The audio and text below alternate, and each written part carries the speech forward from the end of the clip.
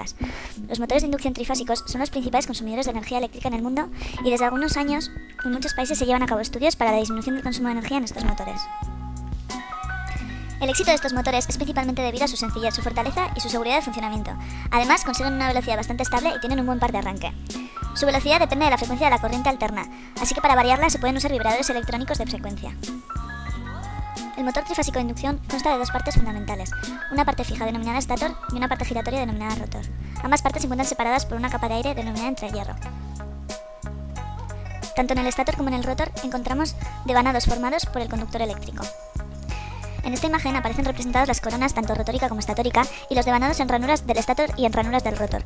Se puede observar el espacio que separa ambas partes denominado entrehierro. El estator es la estructura soporte del conjunto, de construcción robusta en hierro fundido, acero o aluminio inyectado. Físicamente está constituido por tres arrellamientos monofásicos idénticos. Estos están alimentados por un sistema de tensiones desfasadas entre sí 120 grados. Es una parte fija que, al ser alimentada por un sistema trifásico de tensiones, originará el campo magnético giratorio, que en último término, al interaccionar con las intensidades que circulan por los conductores del rotor, va a producir las fuerzas que ponen en movimiento la parte móvil. En esta imagen se puede observar la carcasa que envuelve las placas magnéticas. Estas forman el circuito magnético, que está formado por un apilamiento de chapas de acero al silicio de 0,5 milímetros de espesor, aisladas entre sí por medio de un papel o de barniz. Estas chapas tienen una gran permeabilidad y un débil coeficiente de histeresis. El conjunto de chapas está sujeto entre dos placas que forman un cuerpo con la carcasa. En la margen izquierda observamos el bobinado, que está situado en las ranuras formadas por el apilamiento de placas del circuito magnético. El bobinado se mantiene en posición por medio de las cuñas de cierre de las ranuras. Este está formado por barras o hilos de cobre de alta conductividad. Estos conductores están cuidadosamente aislados para evitar el contacto entre espiras o entre el bobinado y las placas del circuito magnético. El rotor es la parte móvil del motor. Se encuentra en el centro del circuito magnético estatórico y encontramos ranuras en su periferia. Existen dos tipos de motor según la forma de cerrar el bobinado. El motor de jaula de ardilla consta de un rotor constituido por una serie de conductores metálicos, dispuestos paralelamente unos a otros y cortocircuitados en sus extremos por unos anillos metálicos. Esto es lo que forma la llamada jaula de ardilla por su similitud gráfica con una jaula de ardilla. Esta jaula se rellena de material, normalmente chapa apilada. De esta manera se consigue un sistema de conductores situado en el interior del campo magnético giratorio creado por el estator, con lo cual se tiene un sistema físico muy eficaz, simple y muy robusto. El motor de rotor bobinado tiene un rotor constituido, en vez de por una jaula, por una serie de conductores bobinados sobre él en una serie de ranuras situadas sobre su superficie. De esta forma se tiene un bobinado en el interior del campo magnético del estator del mismo número de polos y en movimiento. Este rotor es mucho más complicado de fabricar y mantener que el de jaula de ardilla, pero permite el acceso al mismo desde el exterior a través de unos anillos que son los que cortocircuitan los bobinados. Esto tiene ventajas, como la posibilidad de utilizar un reostato de arranque que permite modificar la velocidad y el par de arranque, así como el reducir la corriente de arranque.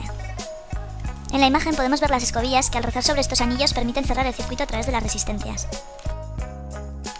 Carcasa. La carcasa es la estructura soporte del conjunto. Es resistente a la corrosión y presenta aletas. Estas sirven para eliminar el calor producido dentro del motor con la ayuda del ventilador. Núcleo de chapas. Las chapas son de acero magnético. Están tratadas térmicamente para reducir al mínimo las pérdidas en el hierro.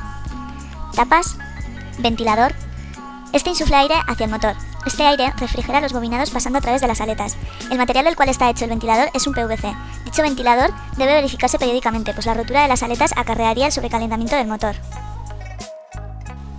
Protección del ventilador. Eje. El eje transmite la potencia mecánica desarrollada por el motor. Es tratado térmicamente para evitar problemas como deformación y fatiga.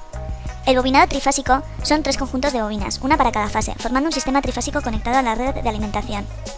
Cajas de conexiones. Placa de bornes. Rodamientos, barras y anillos de cortocircuito. Estos son de aluminio fundidos a presión en una pieza única. Placa de características.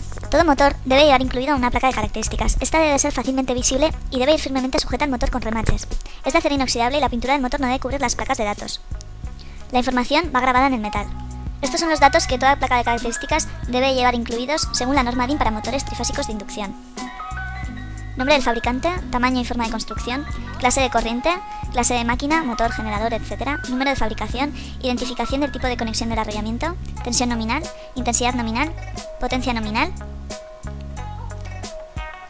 unidad de potencia, régimen de funcionamiento nominal, factor de potencia, sentido de giro, velocidad nominal en revoluciones por minuto, frecuencia nominal, LFR inducido para máquinas asíncronas, forma de conexión de arrollamiento inducido, motores de inducido de anillos rozantes deberán llevar tensión de parada del inducido.